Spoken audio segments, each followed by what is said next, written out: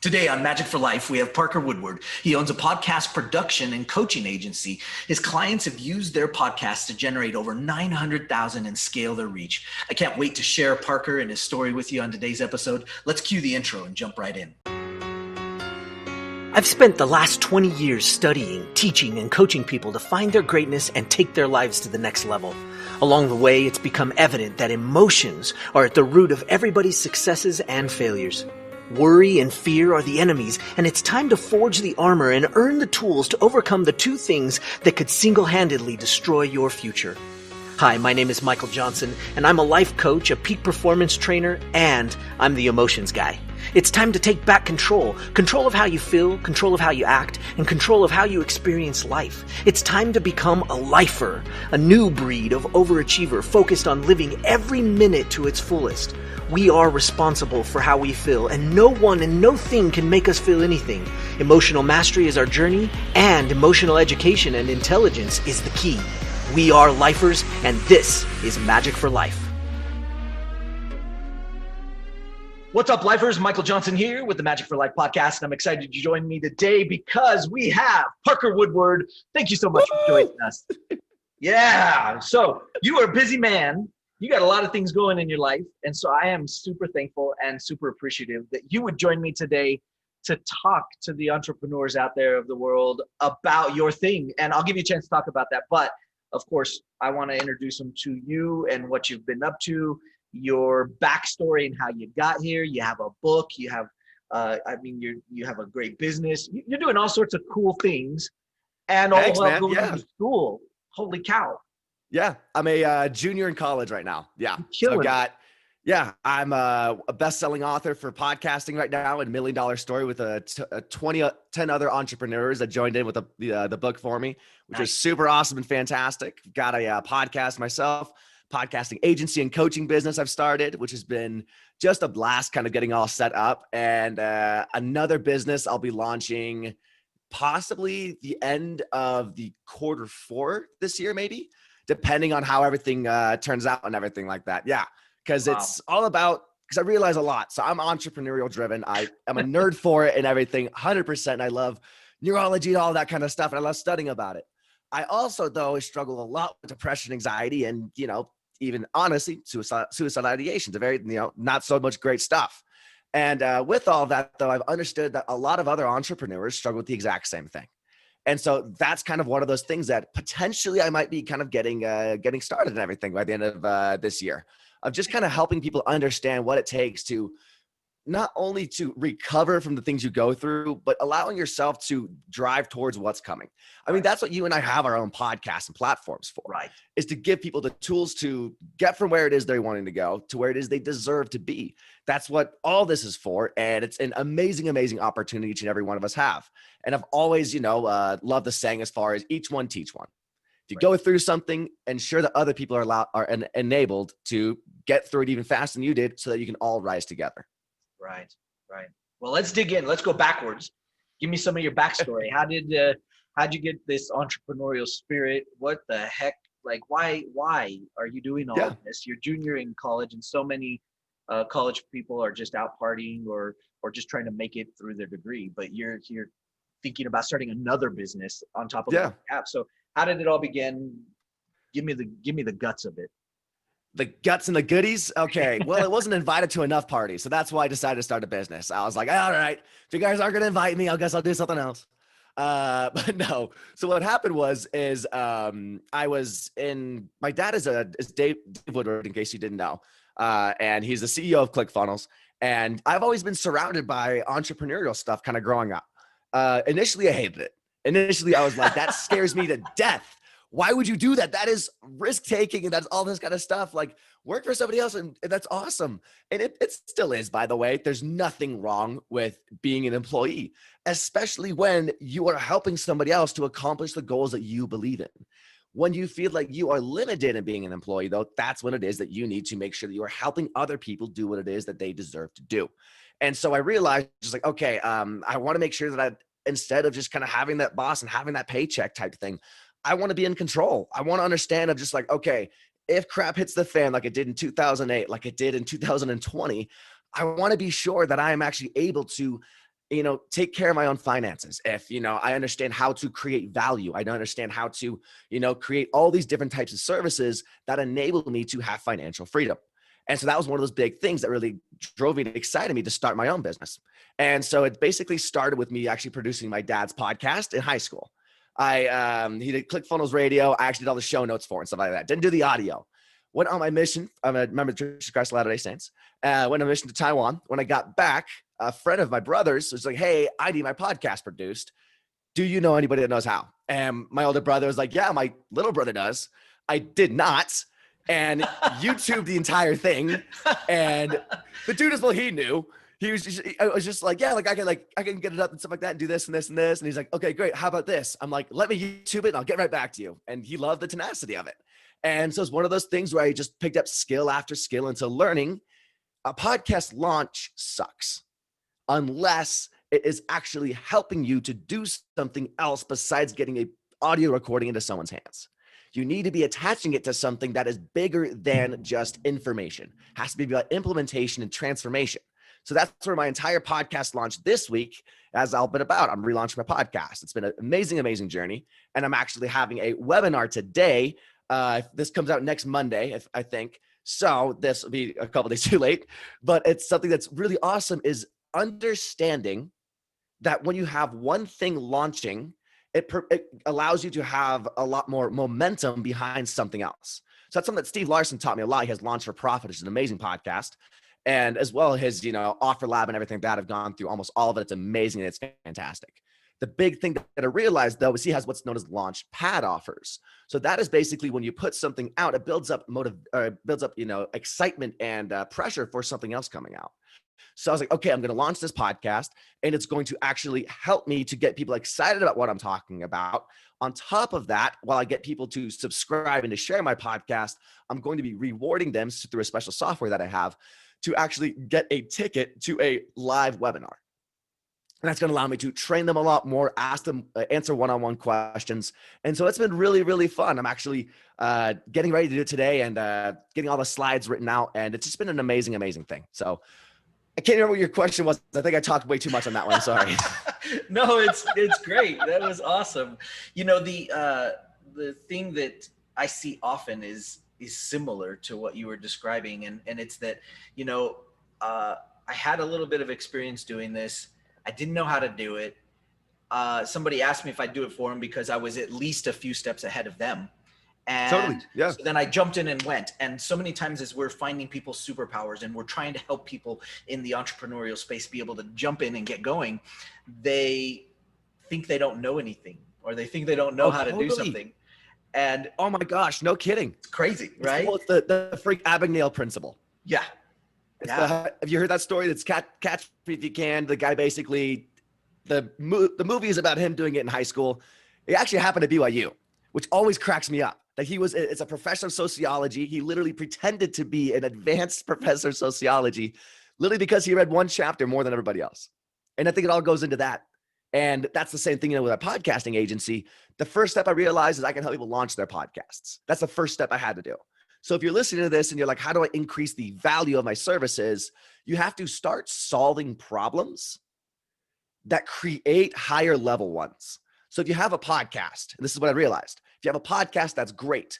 But if you have a podcast that's launched, you need to have customers actually funding the whole thing. That way, you're actually able to invest in all this stuff and actually have a podcast producer, have all this kind of social media stuff made for it. And so I realized, okay, if I wanted to make more money, my clients had to make more money. And so I was understanding, okay, so launching the podcast is super great. Here's social media assets to make sure people get to it. Here's making sure that you actually have a content funnel content funnel network all set up. And so it's one of those amazing things. I love what you said of like, people come to you because you are one step better at them than one thing.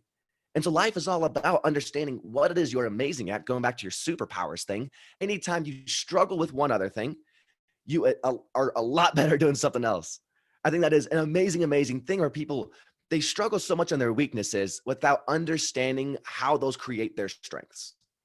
It's so often that we look at people like our fearless leader, like Russell, and we look at him and we go, gosh, I want to do exactly like he's doing, and I have to be that good in order to do the thing I'm doing. I have to be that good in my industry. And in so many instances, people they just actually want the one just ahead of them because they're too nervous to talk to the person that's that good, you know, and most people would crumble in Russell's presence and not be able to actually handle what he can give them because he's so far ahead that he kind of has to bring back a lot of the information. So you look at One Funnel Away, and he does a fabulous job doing that, bringing it back to a place where people can connect and go, yeah, I can do that. But if he really like unleashed the dam, he'd probably just blow people. Yeah, he just crazy, right? But totally, you know, you're in school right now too, and you're doing that while you're building all your other stuff. You had a book written, you did all that other stuff. And I hear so often, you know what, I just don't have the time, or I have another job and I do want to be an entrepreneur, but I have to do all that other stuff. You're literally killing it on every angle. So how do you do that? How do you keep going with all that stuff and get it all done? You know, the best way, because I'm a college student, my time is limited. I have to make sure I have all these other things that I'm making sure I'm doing. Just like if I was a parent, just like if I was, you know, in corporate and everything like that, I have another job I have to be fulfilling. And so in that, it actually taught me of like, okay, my time is really valuable. So how do I actually leverage the most amount of time as possible? A huge way I found out of doing that actually is because I'm a service-based business, I can actually have almost zero overhead and just paying my employees, people who work underneath me, the freelancers, as much as basically they do. So if I'm having somebody, hey, produce my podcast, I'm like, okay, awesome. It's $80 per episode. Literally $20 goes to the person creating the audio, $20 goes to the person creating the show notes, and $20 for me making sure it all goes over correctly. On top of that as well, we have our coaching calls and everything like that. And so it's one of those things where I realized of like, okay, this is kind of how the value system really works. If I'm going to be doing all these different things, what is it that I can outsource that's going to cost me the least amount of money, but allow me to have the most amount of impact afterwards? I had the opportunity of being, you know, at Clickfunnels in 2017, I think is when it was. And basically while I was there, I was kind of my dad's assistant. And being there, it kind of like, I got to see what was known as what they called the funnel year. So what the funnel year was, is basically they're like, you know, what we do in a week, some businesses are doing like honestly in a year, because they have a high ROI, not return on investment, but a rate of implementation. They are able to get something and get it done really, really fast because they have systems built out, as well as people excited about what it is that they're talking about. And so I thought the exact same thing of like, how can I create that for myself and for my business? Got to create the systems on top of making sure I actually have the pressure behind different launches that I'm doing. I've realized a whole bunch of right now that's a big important thing of making sure you're having is how can I either jump on with somebody else's launch or I create my own basically to get people excited. I'm going to be getting really excited for a whole bunch of stuff coming out over the next little bit. One of the biggest things I've got actually is podcast funnel frameworks that I'm launching over the next little bit, which is going to be a great way of intersecting people into my value ladder, which is something that I've been terrible at doing, which is basically creating sub offers that, you know, doesn't require me to actually build out a whole other funnel, but actually inserts people into the current funnel that I have. So if I'm helping people to create podcasts, I realize like, okay, what's like the first belief I have to help them overcome? And how can I get paid to help them overcome that?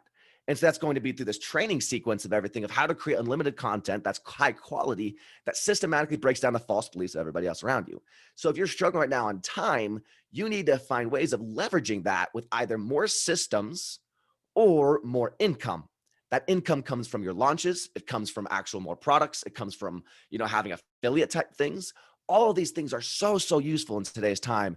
And it's one of those funny things where, again, if you really struggle with time, identify how long it really takes you to do something. This is something I'm going to be doing the next little bit. It's what's known as a time audit. And it's basically at the end of your day, think about the times when you beat yourself up. Like, hey, if you love watching TV, I love watching TV. I love reading books. It's the greatest thing ever. But I realize I'm like, I cannot do that in the middle of the day. Because if I do, that's like the rest of the day that I'm going to be just like, I have no self-control whatsoever. I'm terrible at it. And I know that. And it's one of those things you need to do that the same. Think about what is it that because I'm so all in at once, what's the time that I can create content? When am I most productive with that? When am I most detail oriented? When can I make sure I'm doing those types of things? And so maybe that'll kind of help you, if you're listening to this, identify how it is that you can manage your time better by putting yourself in the position of where you need to be at that time. You mentioned, you talked a little bit about the who to do what you needed to, and you'd figured out how much it would cost you to produce an episode, for example. Yeah. How did you manage, and how do you control the raising of the money to do that and the capital to do that? Where do you usually pull that from? Is it from the podcast, or is it literally from your other things that you're selling and promoting that fund the other side of it? Yeah. So the way it works and everything, definitely if you're trying to be funding different things, is you're always trying to actually have the money for it before it even launches. That's the pre-launch type thing. It's a huge thing. One way of doing it is definitely like, hey guys, I'm building out this thing. Who wants it? Have a pre-sale type thing. I did that a little bit actually with my coaching program I launched, of literally just helping people basically build out actual podcast funnels. It's a 3-month coaching program I've basically made for them. Launched the beta thing for all that, which allows me to actually, it's like, less cost right now and everything, but it's kind of going up almost to $5,000, around something like that, possibly for 3 months to work with me. And it's going to enable me basically to have more funds to donate, to spend into those other different types of things. So, and that's one of those great things of, if you're like, okay, I want to do X, how much is that going to cost you? And how much is that going to make you in the end as well? The best part of having podcasts, you and me, is we get to test a lot with our podcast. We get to basically go on and we get to riff, or we get to even plan out the entire episode to be like, okay, if I talk about this with this type of, hook, as far as the podcast title and this story, do people stay for a long time with that? Is this something that people are paying attention to? How likely is it for people to share this type of episode? All those different types of things allow us to understand, like, this is something that is really high value that I can actually go into later, possibly on a one-on-one coaching call, possibly in a group coaching call, course, different types of things. And so allowing yourself to actually have platforms. I love podcasts and Facebook groups, the 2 most important platforms you can have. Why? Because if you actually read Seth Godin's book called Tribes, he talks about the most successful groups not only have conversations happening between the leader and the follower, but also an interactive way where basically the followers are hearing from the leaders and leaders hearing from the followers. That way, actually, it branches out even further down a pyramid of more people hearing about this, because like, hey, I was talking to this person, not only listening to them. And I was a back and forth. And so that's a really important thing for you to think about, is how am I getting information and validation for my offers? Yeah, that makes sense. That makes sense.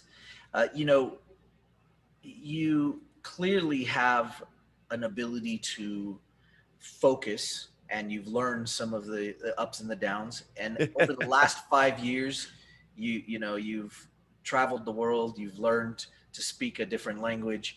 You've learned to be disciplined through the travels that you've been on.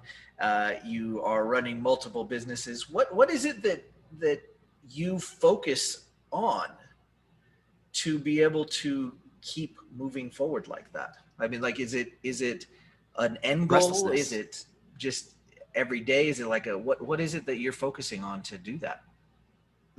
That's a really good question, because that's something I'm still answering. No, honestly, I literally a couple days ago, I was just sitting in my room and I was just like, what do I want? Like, I'm doing all these different types of things. I'm working. I've made money, like a fair amount. I've spent more money than I made last year. Not that I'm in a deficit right now, but just that, like, I made enough to, make sure that I'm actually able to invest more. Right. And basically what I was able to make last year.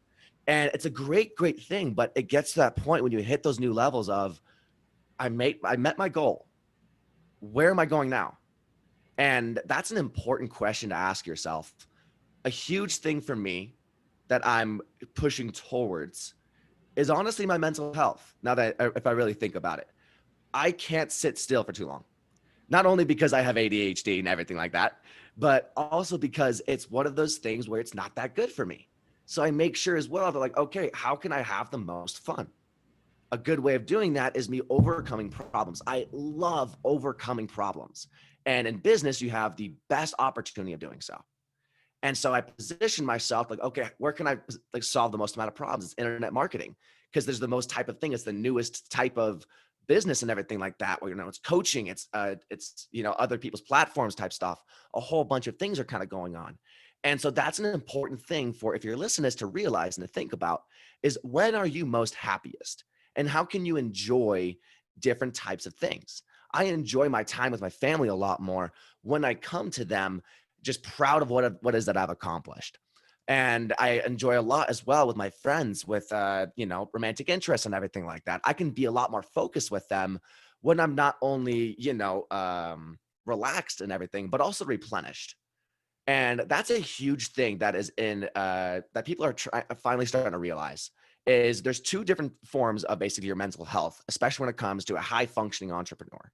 You need to make sure that you are not only, relaxed, making sure that you're able to recuperate, but that you're replenished. And what it is that you're doing in your work, you don't have to start a business. You don't have to do all these different types of things, but you have to create a lot. That's something that, people like you and me, like we need in a business, we need in life. And so it's all about finding those different areas. If there's three different types of people who become entrepreneurs, three different types of people in this world, really: the thinkers, those who basically are just thrive off of solving problems and being like, okay, like this goes here and that goes here. And they're scientists. Tony Robbins calls them the magician. And another stage of it, though, is basically the action maker. The action maker is basically the CEO. They're making sure it's just like, okay, what are we doing today? How are we making sure we need to make sure that it gets done. We need to make sure that we're doing this, that we're doing this, that we're doing this. They've got just this overarching umbrella. They love just getting things done. Lastly, though, there's the emotion. There's the lover, the person who is basically just like, how do I make other people to feel that I love them, to feel loved themselves, different things like that. And so depending on which one actually recharges you the most is where you should be in your business. I've identified for me that it's the thinker that I love the most. And so basically I've actually gotten better at actually hiring coaches who keep me systematized, who keep me making sure like, okay, do not go that route. That's too much. Let's focus right here. Here's the action you need to take. And that kind of allows me to get more things done by doing less things that are moving the needle. I guess if that kind of makes sense. Yeah, for sure. It makes total sense. I believe, and you had alluded to Tony Robbins earlier, but I believe that the quality of our communication is the quality of our life. And so many times people are talking about how we communicate to other people. And for those of us that are communicators like ourselves, we talk to other people all the time, but I think what's most important is how we talk to ourselves and what we communicate to ourselves on a regular basis. So what do you feel like now, as you've gone through all of what you've done in such a short period of time? I mean, honestly, you've been in this entrepreneur space, whether you liked it or not, since you were a kid, right? And now you're doing it yourself. But what do you find yourself communicating to yourself? And in the old days, they used to say, you talk to yourself, you must be crazy. And now I say, if you don't talk to yourself, you must be dead. So what kind of communication, like what do you find yourself saying to yourself on a regular basis that helps you to stay positive and moving forward, high functioning, that kind of thing? So what helps me to improve, the relationship that I have with myself and my communication that I have, with myself at the end of the day is, and this is something I struggled with for a long time, by the way. This is not something that come overnight. It's come a lot from basically, the struggles I have had with mental health. It forces you to think about those kind of things. And I talked to a lot of other people who've been through similar things than me. We've had to grow up faster than a lot of other people have. We've had to, go through things other people sometimes never go through, spiritual journeys, honestly. Not like in a religious sense, but, in a spiritual sense of just the fact of just like, you really have to strive and you really have to think, what is it all for? And not just, life and everything like that, but in current situations, why am I, pursuing this individual? Why am I pursuing this path of career? And if you really want to make sure you're improving that relationship and that communication with yourself, it's who is it that I am right now? And how is that either preventing me or helping me get to who it is I want to become. You have two different identities in your life. And this is a psychosis type thing as well. Not only that I've learned from studying psychology, but also studying entrepreneurs and studying every facet of life for this. It's the fact that you have your current identity and you have your future-based identity. Now, you go through times and trials of life when you're just like feeling just angry at yourself, when you realize that that current identity you have and your future-based one are unaligned. What you're doing at the moment is not helping you to become that person that you'd be proud of, that you'd be excited about. And it hurts so bad. And that's also a great point. And if you are striving to improve yourself, what are you improving it for? For me, I want to be a good father. That is something that I've always looked at as the highest state you could ever be, of helping other people. I believe that God puts us on this earth in order to help people. And the best person you can help is your child, your son or your daughter, whatever it is. And so it's all about helping yourself to find something that's bigger than yourself, that future-based cause, something that you look in the mirror and you are so freaking psyched about, because you're like, dude, like I'm becoming this. Like I'm looking in the mirror right now and I'm like, I'm almost there, or I've made it. Now I get to that next level. I get to find out, what is that for me? How can I get there? Amazing person to listen to actually is Kevin Hart. He swears a lot. So if that's one of those things that like pushes you off, I know that I've gotten way too desensitized to that stuff lately. But he does, and it's how he grew up. And it's just that kind of one of those things. But he talks about a lot as far as, when he was in school, he got a 580 on his SAT. You get 400 for putting your name on that paper. This is the way he tells the entire story. And he literally said, as far as just like, he didn't try on that test because he didn't see how it would help him to get to where it is he wanted to go. He wanted to be with his friends. He wanted to do all this different type of stuff. And then it got to the point where his friends, they got, 1400s, 1300s. They were able to go to college, able to go do all these different types of things. And he said that it was at that moment where he realized he will never make that mistake again. He will never not have a importance to his goals to where he doesn't fulfill them, because he remembers at that moment he felt like the biggest idiot ever, because he realized that he was behind all of his friends. And so it's all about that. It's all about thinking of making sure that who it is you're trying to become, you're allowing yourself to be relaxed so that you're actually able to recharge and also replenished by what's going to allow you to be able to get there. There's a lot of things that, as your listeners right now, you have gone through. You have been through a ton of stuff. I can guarantee you that. Each and every one of those things will allow you to tell a story to change someone else's life. That's why I love podcasting. That's why I love content marketing, because it allows me to tell those stories and to find out what is it that I've gone through for other people and how can I smile because of it. It's a very, very difficult thing, and I've stumbled through it every day. It's a great quote to put on the wall, but it's very difficult to put in practice. Yet as you do, you will understand how much God loves you and how much that you are here for a reason. We are constantly dealing with the challenges of being an entrepreneur, and the challenges of life and the combination of the two.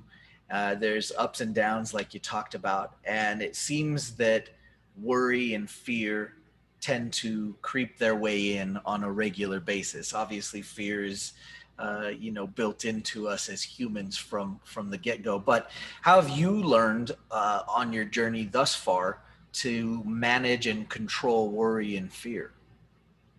Manage and control worry and fear is one of the most difficult things that any individual will ever come into contact with. And here's why. It's natural. Like your body is supposed to create actual norepinephrine or epinephrine, which is basically the two different types of adrenaline hormones your body has, also serotonin. But it's one of those things where your body, in terms of fear, will produce this sense of adrenaline to either help you to flee that situation or to fight it. And so that's one of those difficult things of, I'm trying to get better at this, by the way. This is not something that I mastered at all, of literally just understanding what my body reacts to and says when I interact with fear. Fear is the potential, and fear comes from two different things, anxiety and depression. Anxiety meaning the potential of things that are going to come to pass that you are not ready for, that you are unaware of. And the second part of it is depression, which stems from actually a negative emotion experience in the past that is, being what's known as catastrophized or envisioned into happening in the future. And so those are two different reasons you're going to have fear: because of something that you have never experienced, you're unaware of, or something that you have experienced and you're worried is going to happen again. And so in terms of making sure you're reacting to fear and worry correctly, you need to understand of, what does my body do when I get into a fear and worry state? Am I slouching? Am I doing this? And not only that in your body standpoint, but what am I doing? Because for me, when I'm in a sense of fear, I watch YouTube. I will binge listen, watch whatever the heck. I don't even know what I'm watching at hour 2. I'm just like, just constantly just going to, oh, what's that? What's that? What's that? It's a really funny thing that happens. But I understand that I'm doing it because I'm afraid of failing and what's going to come in the future with what it is that I was doing. And so that's one of those things you're going to have to think about and honestly sit with yourself of, what do I do when I'm afraid? And how can I limit the amount of exposure that I have when I do something? When you jump out of a plane, they give you a parachute, right? Not only that, they give you somebody who knows how to freaking use that parachute so you don't mess up. And the same thing happens with people when they do entrepreneurship.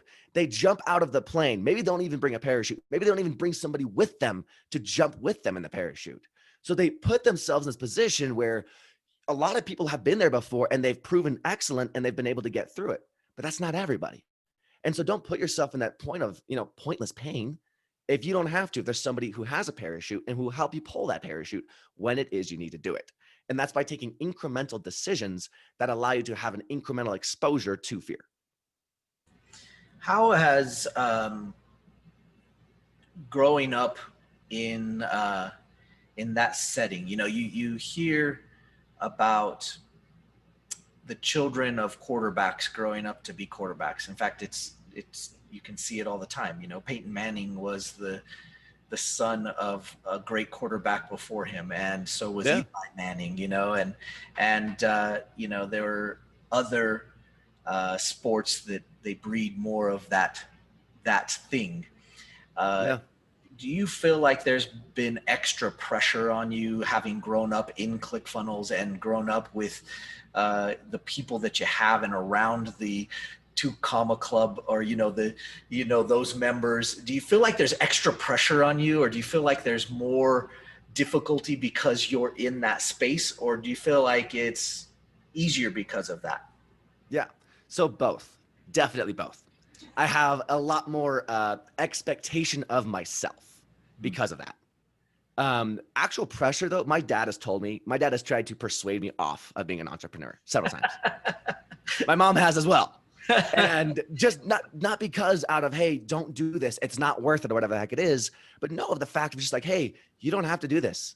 Like, don't feel pressured to, because I don't want you to drop out of college or to pursue this business or create all this thing if that's not what excites you.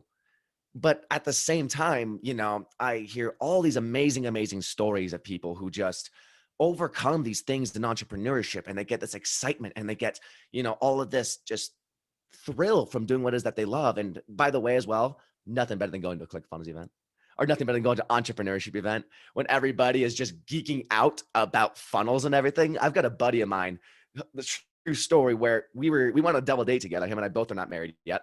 And I was just like, hey, what Clickfunnels shirt are you wearing tonight?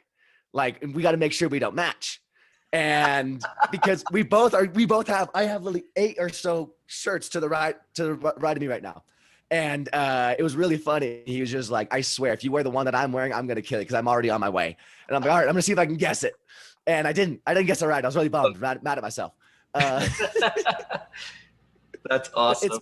But it's because of, I can find people who are just like me in this space. Right. And that's why I enjoy it. That's why there was another time where the same friend, we were up in Idaho. It was at a Clickfunnels event type thing. It was a affiliate contest that people had won, and they were there. And we were actually in Idaho, near McCall is where it was, on a lake and everything like that. We had rented out this house, and it was super fun, an amazing experience being there. There was this one girl who was trying to get up on the wakeboard. And as you're trying to get up on the wakeboard, we were all joking around like, come on, they're in the opt-in page. Come on, don't let them abandon the cart. You've got this. Change the hook. You're almost there. Like it was just chanting the most, and she was laughing so hard that she almost fell off because of it. And every one of us was just hollering at the top of our lungs, being idiots with it. But it was because that we were all so excited in what it was that we were in that actually allowed us to have that amazing relationship. And so again, hopefully to clarify the question of there was no expectation on my parents. There was no expectation from anybody else that I do successful in this. I have a lot of expectations for myself though, because I've had the hard time sometimes before. I've accepted a lot of, it was hard being Dave's son. Like of being like, no matter what I do, people are going to look at me and be like, he's only there because he's Dave Woodward's son. Yeah. Because he's been able to, meet all these amazing people. He's been able to do all these different types of things, have his exposure. That's the only reason he's up there. And I thought, I'm just like, you know what? At the end of it, I'm like, yeah, definitely. Like that's going to happen. Right. But it's how much I can take that to another level that I'm now asking myself. Yeah. Privilege is out the window. It's there.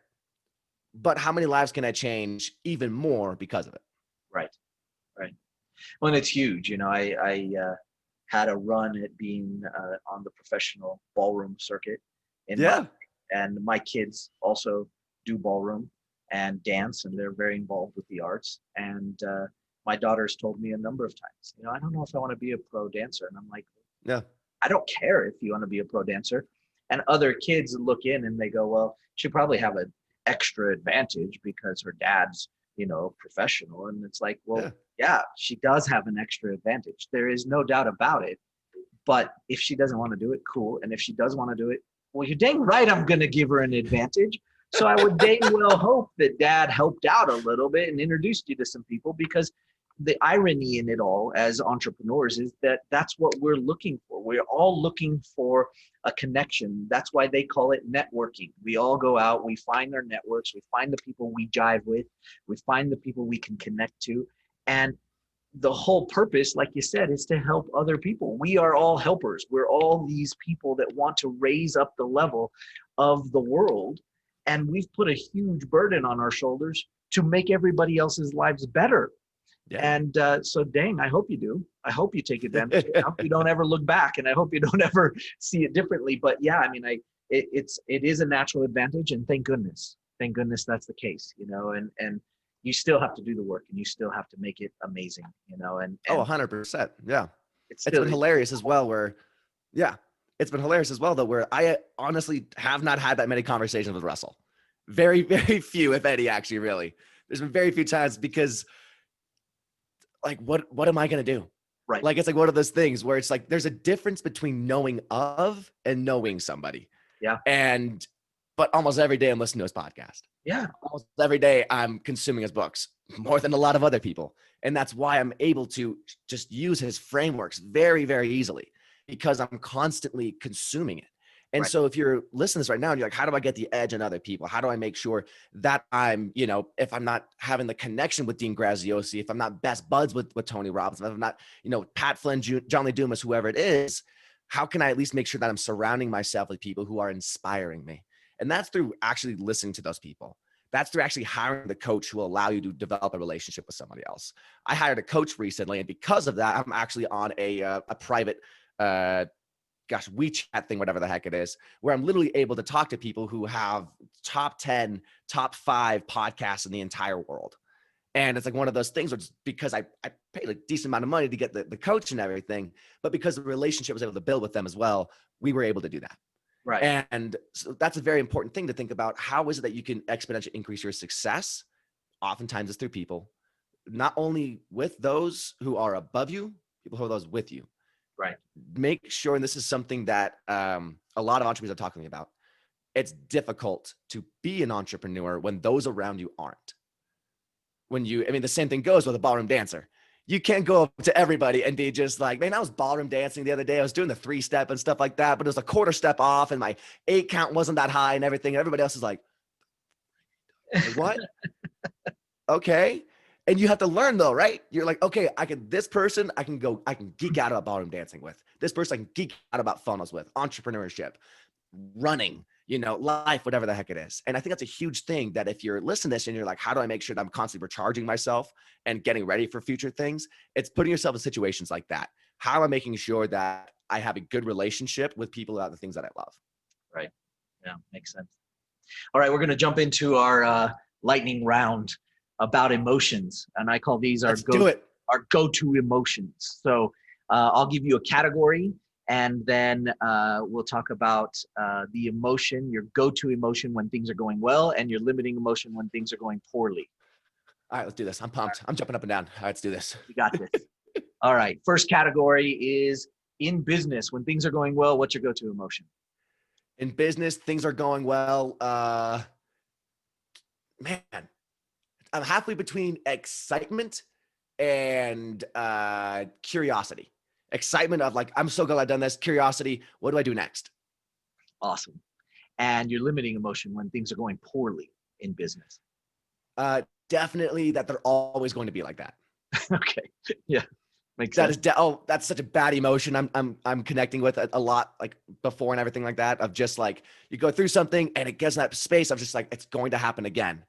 When that's like not the right one to have. It's better to have an understanding of like, okay, reflection. Yeah.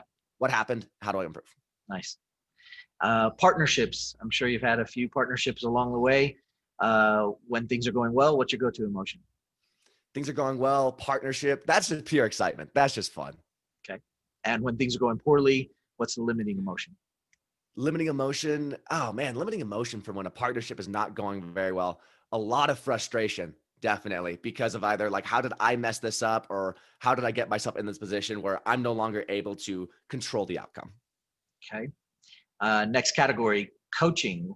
When you are the coach, we'll do that one first. When you're the coach and things are going well, what's your go-to emotion?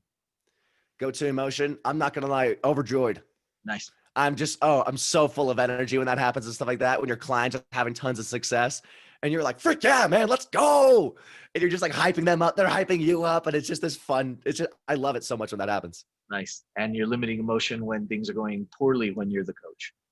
Things are going poorly in the coach. Man, definitely a lot of, things are going poorly as a coach. Negative thoughts about myself and how is it that I've not been able to help this person yet? Yeah. Okay. And we talked about you having a coach and having coaches. So when you have a coach and things aren't going well, things are going well, what's your go-to emotion? Things are going well with the coach, supported and loved. Yeah. And what's your limiting emotion when things aren't working out? I'm not sure if it's an emotion. Maybe thought of, did I waste my money on this one? That's always a bummer. Yeah. Is that one? You're just like, I gave you a lot of money, dude. The frick? Yeah.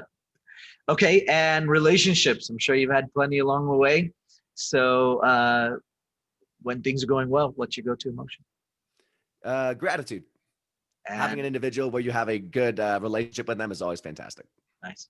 And limiting emotion when things aren't going the way you want them. Pretty mad, pretty frustrated. Okay.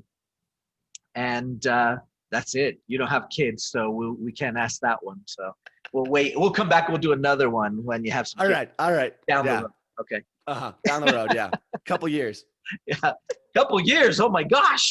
All right. Well, you must live in Utah. Okay.